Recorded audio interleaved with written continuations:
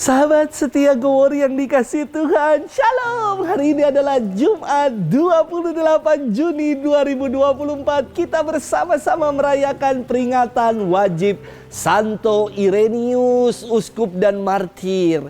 Irenaeus adalah seorang yang berkewarganegaraan, berkebangsaan Yunani yang dilahirkan sekitar tahun 120 sampai dengan 140-an.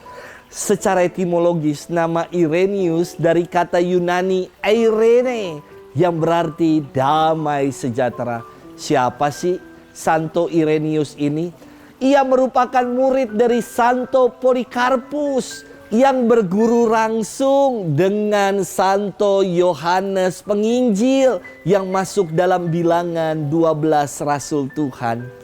Setelah Irenaeus ditabiskan, ia diutus ke Lyon, Prancis, dan kemudian ia diangkat menjadi uskup di sana. Pada waktu itu, Prancis dihantui oleh maraknya ajaran Gnostisisme.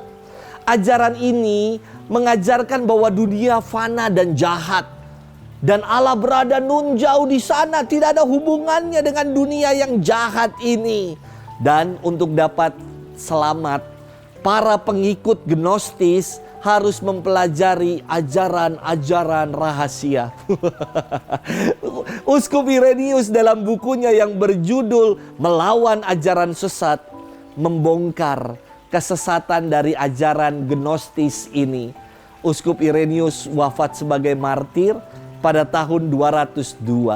Hari ini kita akan bersama-sama merenungkan firman Tuhan yang diambil dari Injil Matius 8 ayat 1 sampai dengan 4. Kita siapkan hati kita. Haleluya, haleluya, haleluya. Yesus memikul kelemahan kita dan menanggung penyakit kita. Haleluya, haleluya, haleluya. Tuhan bersamamu dan bersama rohmu. Inilah Injil suci menurut Matius, dimuliakanlah Tuhan. Setelah Yesus turun dari bukit, banyak orang berbondong-bondong mengikuti dia. Maka datanglah kepadanya seorang yang sakit kusta. Ia sujud menyembah Yesus dan berkata, "Tuhan, jika Tuhan mau, Tuhan dapat mentahirkan aku." Yesus lalu mengulurkan tangannya, menjamah orang itu dan berkata, "Aku mau, jadilah engkau tahir." Seketika itu juga tahirlah orang itu dari kustanya.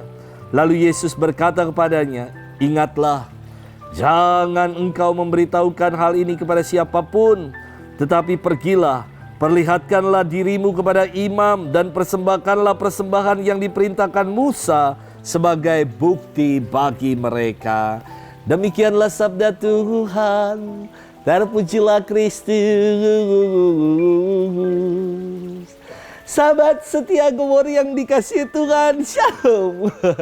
Dalam dunia silat, dalam dunia kungfu, ada istilah yang namanya turun gunung, yakni murid atau pendekar yang baru menyelesaikan pembelajaran di salah satu perguruan, kini haruslah mengamalkan ilmu yang telah ia pelajari.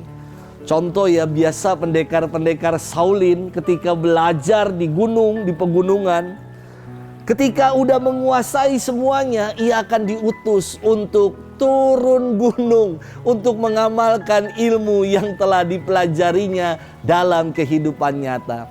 Saya kira istilah ini juga bagus digunakan oleh para imam sesudah selesai retret. Biasa tiap tahun kami ada retret, biasanya di gunung. Lalu selesai retret ada istilah turun gunung, artinya kembali untuk melayani lagi, kembali dalam hidup aktual lagi untuk mengamalkan buah-buah rohani yang telah diperoleh dalam perjalanan retret, atau istilahnya turba. Turun ke bawah. Ya iyalah, turunnya pasti ke bawah, masa turun ke atas. Sahabat setia Gowor yang dikasihi Tuhan, dalam firman hari ini Yesus pun tadi dikatakan selesai khotbah di bukit, ia segera turun gunung. Ini luar biasa dan istimewa. Beberapa waktu ini kan kita mendengarkan Yesus yang cuman ngomong ya. Dia dalam khotbah di bukit menyampaikan sabda bahagia. Ia menyampaikan waspadalah terhadap nabi-nabi palsu yang akan datang. Kini setelah ia banyak bersabda dan mengajarkan, kini waktunya untuk turun gunung. Dan ketika Yesus menuruni gunung, ia menjumpai seorang yang sakit kusta yang datang tersungkur bersujud di hadapannya dan berkata, "Tuan, jika Tuan mau, Tuan dapat mentahirkan aku." Kita tahu bahwa penyakit kusta di zaman Yesus adalah penyakit yang sangat mengerikan. Penyakit ini dipandang sebagai kedosaan orang, karena melakukan dosa maka akhirnya kena imbas, yakni penyakit kusta. Maka orang-orang kusta di zaman Yesus itu dikucilkan, hidupnya harus di luar dari kehidupan masyarakat pada umumnya. Ia harus berpakaian cabik-cabik, ia harus menebak-nebakan dada ketika berjalan dengan bunyi-bunyian supaya orang lain tidak ada yang mendekati dirinya. Kasihan sekali nasib si orang kusta ini. Di tengah kemalangan dan pergumulan hidup yang begitu berat yang dialami oleh si kusta ini, mari kita lihat apa yang dikatakan oleh si kusta. Dia mengatakan, "Tuhan, kalau Engkau mau, Engkau dapat mentahirkan aku." Si kusta tidak memaksakan kehendak dirinya, tetapi dia mau berserah sepenuhnya kepada Yesus. "Kalau Engkau mau Tuhan, pasti Engkau dapat mentahirkan aku." Kadang-kadang dalam hidup ini yang ada adalah kita suka memaksakan kehendak kita sendiri. Bukan kita mau menunaikan kehendak Tuhan, tetapi kita memaksakan kehendak kita lah yang supaya terjadi, bukan kehendak Tuhan yang harus terjadi. Belajar dari pengalaman si kusta, Yesus hatinya tergerak oleh belas kasih. Maka ia menjamah, mengulurkan tangannya, menjamah si kusta itu dan mengatakan, "Aku mau, jadilah engkau sembuh." Sahabat setia Go Warrior yang dikasihi Tuhan, terkadang dalam hidup ini kita hanya berhenti dengan berkata-kata dan lupa kita begitu sukar untuk mengulurkan tangan bagi yang lain, secara khusus bagi saudara-saudari kita yang membutuhkan uluran tangan kita. Yesus mengajak kita untuk turun gunung, untuk berani mengamalkan iman kita. Jangan hanya berhenti pada perkataan-perkataan baik saja.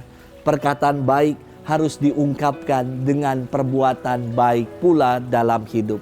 Semoga kita mau diutus untuk menjadi perpanjangan tangan Tuhan, menjadi berkat di tengah kehidupan. Selamat bermenung dan Tuhan memberkati kita selalu dalam nama Bapa dan Putra dan Roh Kudus. Amin.